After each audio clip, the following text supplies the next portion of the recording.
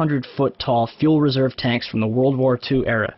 The demolition was conducted for no apparent reason and drew numerous complaints from the neighborhood. The site remains vacant to this day, and a reason for the demolition has never been disclosed. Regardless, I think what happened to the World Trade Center is simple enough. It was brought down in a carefully planned, controlled demolition. It was a psychological attack on the American people, and it was pulled off with military precision.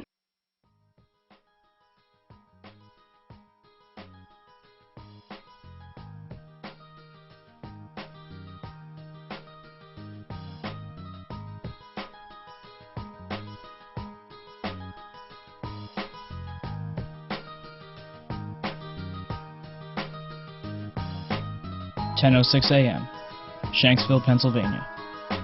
Flight 93 was en route from New Jersey to California with 45 passengers when it went off course at 8:56 over Cleveland, Ohio. According to the official story, Flight 93 was headed for the White House when it was overpowered by a group of passengers and crashed in Shanksville, Pennsylvania. Out of all of the events of 9/11, the one that has caused the most confusion is Flight 93. It was shot down, it wasn't shot down.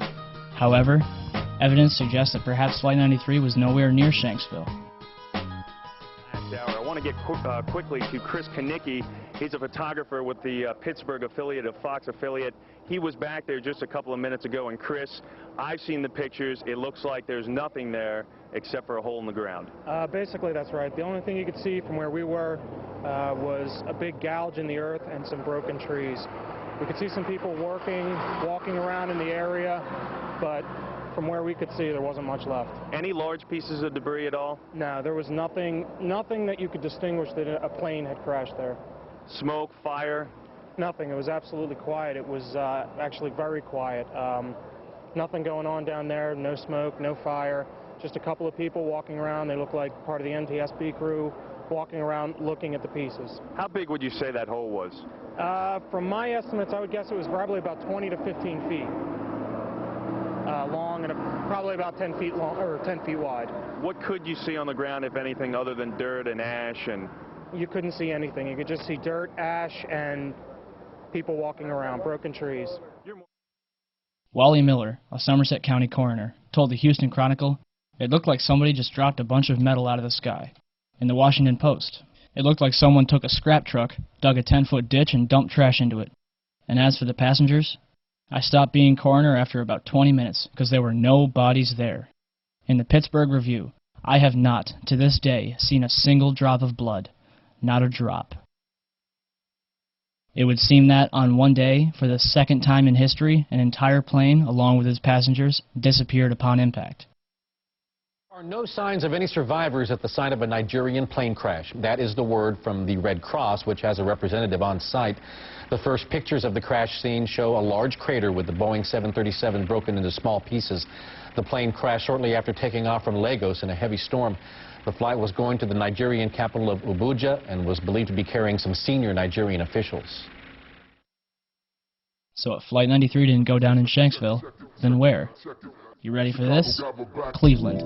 At 11:43 on September 11th, WCPO, a local TV station in Cincinnati, Ohio, reported that 2 planes landed at Cleveland Hopkins Airport due to a bomb threat. United Airlines identified one of the planes as Flight 93. Are you confused? Well, it gets better. Check it out. At approximately 10 a.m., Cleveland Hopkins Airport was evacuated amidst rumors that a hijacked plane was going to land.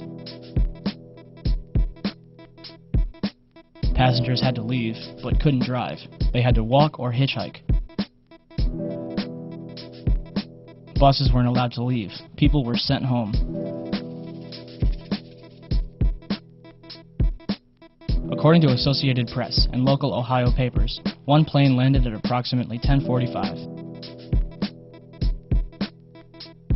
But Delta Airlines confirmed that their plane, Delta 1989, landed in Cleveland at 10:10. Therefore, Flight 93 landed at Cleveland at approximately 10:45. Authorities searched Delta 1989 for over 2 hours, and passengers were questioned individually. The plane dealer reported that the plane was evacuated at 12:30, but the Akron Beacon reports that a plane was evacuated at 11:15, which would make that Flight 93.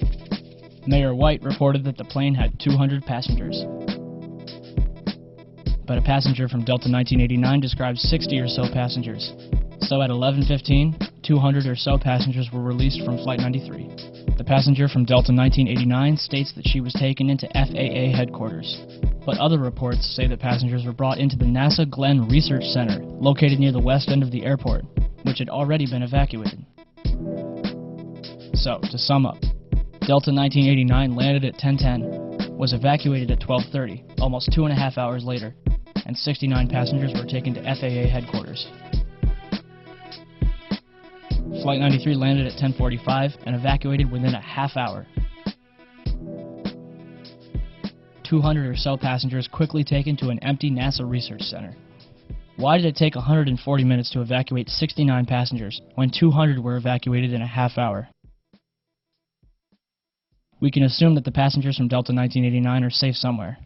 The question remains, what happened to the 200 or so passengers from Flight 93?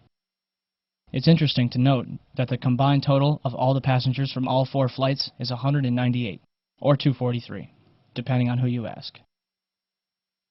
We may never know what really happened to Flight 93, but we do know what didn't happen.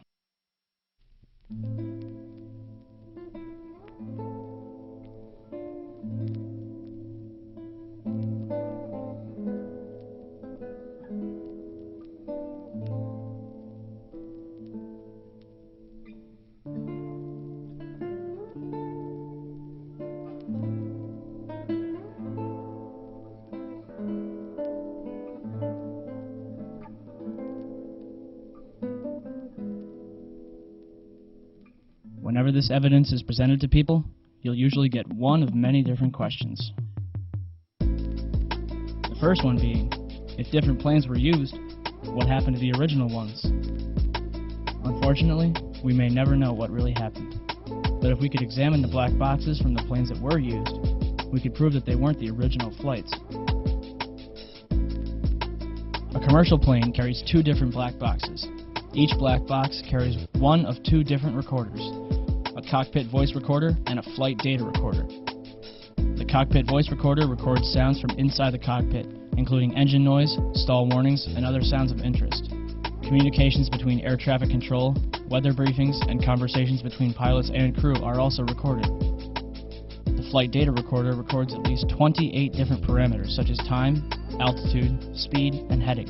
Some also record more than 300 other in-flight characteristics, anything from autopilot to smoke alarms. The recorders themselves are made from the most impervious metals known to man, and the information is recorded along with date and time and spooled into a continuous roll. Any damage that is done to the roll is done to the outside, as opposed to the inside where the data is. The 9/11 Commission says that CVRs and FDRs from American 11 and United 175 were not found. Yet, the FBI claims to have found the passport of Saddam al-Sakami, which managed to fly out of his pocket, through the explosion, and onto the streets of Manhattan below. So, 4 different black boxes, made from the most resilient materials known to man, were destroyed. Yet, a passport, made from a fragile material known as paper, managed to survive? Who writes this stuff? Ted Lepatkowitz, spokesman for the National Transportation Safety Board, told CBS News that it's extremely rare that we don't get the recorders back. I can't recall another domestic case in which we did not recover the recorders. Turns out Ted's right. Nicholas DeMasi, a firefighter who helped the recovery efforts, claims in the book, Behind the Scenes, Ground Zero, "At one point, I was assigned to take federal agents around the site to search for the black boxes from the planes. There were a total of 4 black boxes. We found 3. I guess it all comes down to who you'd rather believe." FBI Director Robert Mueller said Flight 77's data recorder provided altitude, speed, headings, and other information, but the voice recorder contained nothing useful. And Donald Rumsfeld said the data on the cockpit voice recorder was unrecoverable. As for Flight 93, it was the only flight where the cockpit voice recorder was recovered. It was played for the families in April 2002, but not before they signed an agreement saying that they wouldn't talk about it. They couldn't even take notes. And for some reason, the last 3 minutes of the tape was unaccounted for. The FBI had no explanation for the discrepancy. Why would the 9/11 Commission tell us Flight 11 and 175's recorders weren't found? Why would Robert Mueller tell us that there's nothing interesting on Flight 77's? What's on the last 3 minutes of Flight 93's cockpit voice recorder?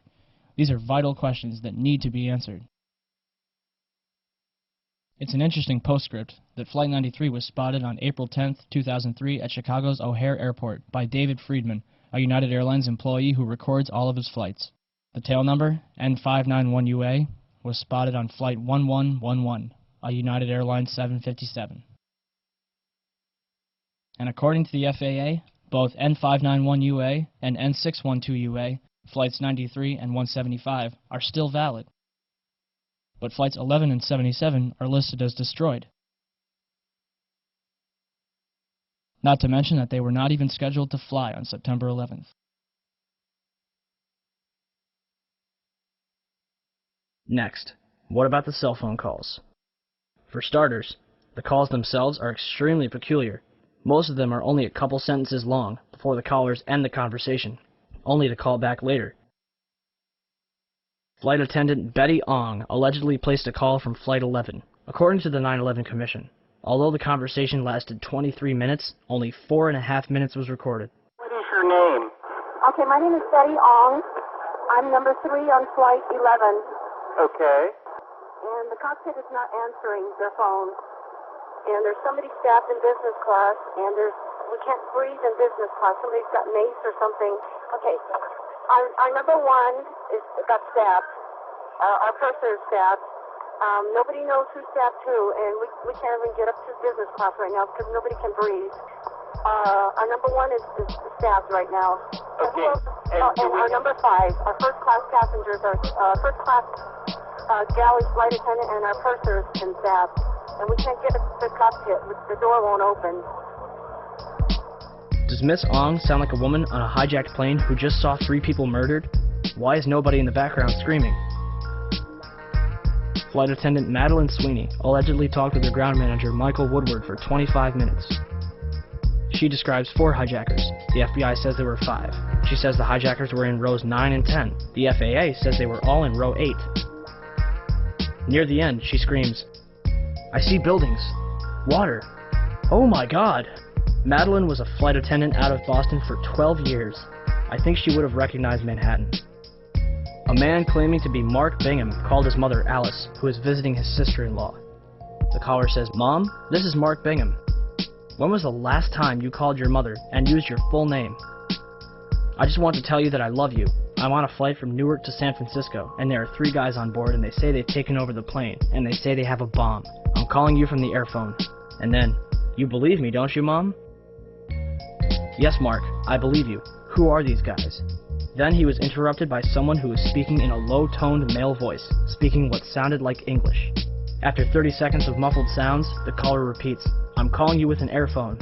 His mother asks him again, "Who are these guys?" After another pause, he returns and asks again, "You believe me, don't you, Mom?" There was another pause, and the phone just trailed off.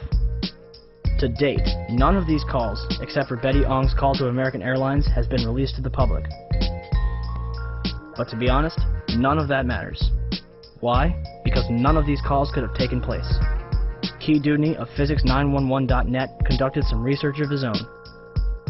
In an experiment called Project Achilles, he took a series of cell phones onto a Cessna 172 and flew up to 8,000 feet to determine the success rate as the plane got higher. At 4,000 feet, he had a 0.4 success rate. At 8,000 feet, he had a 0.1 success rate. For 32,000 feet, cruising altitude for a commercial airliner, he calculated